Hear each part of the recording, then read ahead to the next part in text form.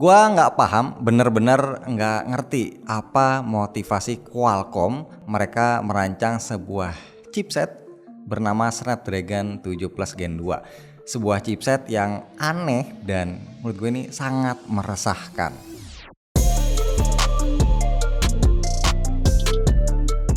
Bismillah, alhamdulillah kita ketemu lagi bareng gue Romi. Selama ini kita tahu kalau Snapdragon 7 series itu adalah chipset mid-range atau mid to high lah. Ada di bawah seri 8. Lah, tapi kali ini malah ngaco. Tapi sebelum kita cari tahu apanya yang ngaco, boleh kali ya rame-rame pada bantu pijit tombol like-nya dulu biar kami semangat terus buat ngonten dan semoga teman-teman diganjar pahala, sehat terus, panjang umur, berkah rezeki, enteng jodohnya. Amin. Sip, back to topic.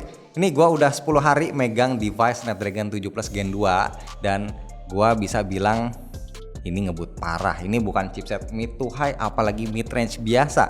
Ini hitungannya udah bisa dibilang chipset flagship. Nah, di sini gue punya Poco F5 pakai 7 Plus Gen 2, ada Xiaomi 12 pakai 8 Gen 1 dan Fold 4 pakai 8 Plus Gen 1. Kita bandingin, kita cari tahu sekencang apa sih 7 Plus Gen 2 dibanding dua kakaknya ini. Pertama-tama kita compare spek on papernya dulu. Snapdragon 7 Plus Gen 2 ternyata adalah titisan langsung 8 Gen 1 karena sama-sama pakai CPU Kryo. Fabrikasinya pun sama-sama 4 nanometer. Bahkan konfigurasinya pun sama, pakai 1 big core Cortex X2, 3 core A710 dan 4 core A510. Beda di clock speednya aja, itu pun tipis-tipis bedanya. GPU juga beda tipis lah. Kalau seri 8 pakai Adreno 730, seri 7 ini dia pakai Adreno 725. Next, spesifikasi penunjang lainnya seperti yang teman-teman bisa lihat langsung di sini ya. Untuk modem 5G-nya 7 Plus Gen 2 pakai X62 up to 4,4 Gbps, sementara seri 8 pakai X65 10 Gbps.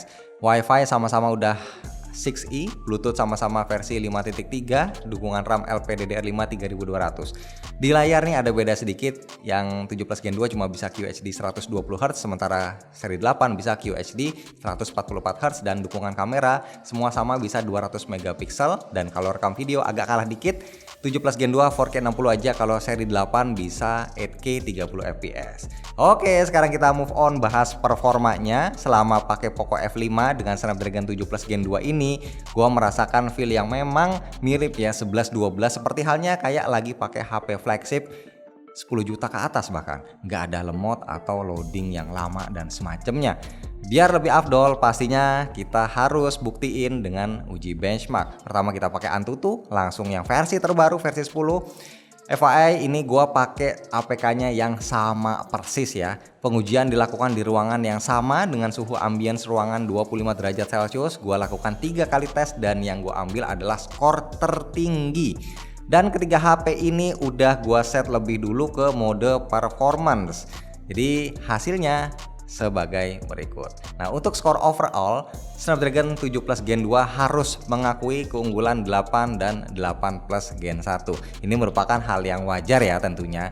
Tapi kalau kita fokus ke skor CPU-nya, hasilnya ini ternyata sangat mengejutkan, di mana 7 Plus Gen 2 bisa dapat hampir 355.000 poin.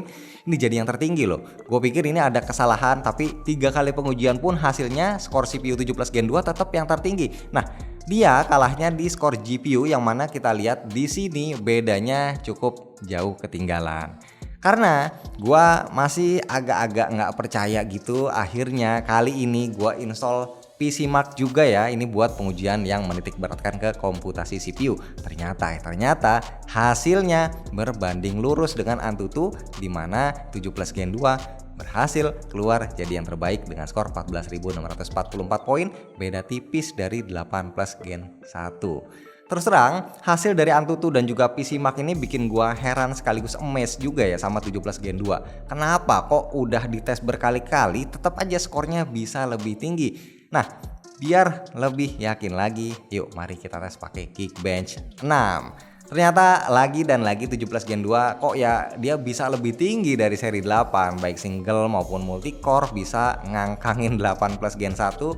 Tapi di sini gua mendapatkan skor 8 Gen 1 dari Xiaomi 12, ini agak anomali karena gue lihat ini jomplang ya, bedanya jauh banget.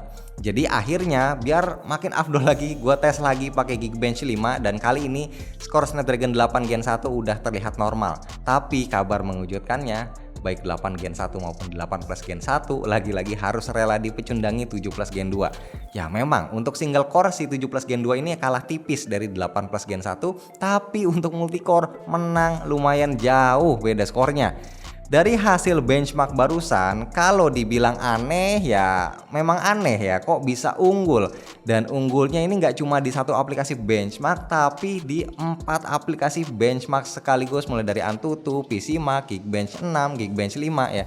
Dan sekarang waktunya kita uji buat mengukur performa grafis dengan 3D Mark. Pertama kita tes yang enteng dulu pakai Wildlife. 8 Plus Gen 1 dapat max out, 8 Gen 1 dapat 50,9 fps dan 7 Plus Gen 2 dapat 45 fps, termasuk tinggi juga.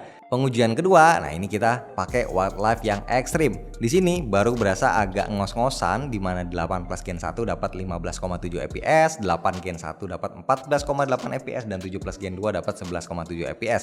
So dari hasil dua pengujian grafis ini bisa dibilang perbedaannya nggak terlalu jauh-jauh amat ya, cuma beda 3 sampai 5 fps aja.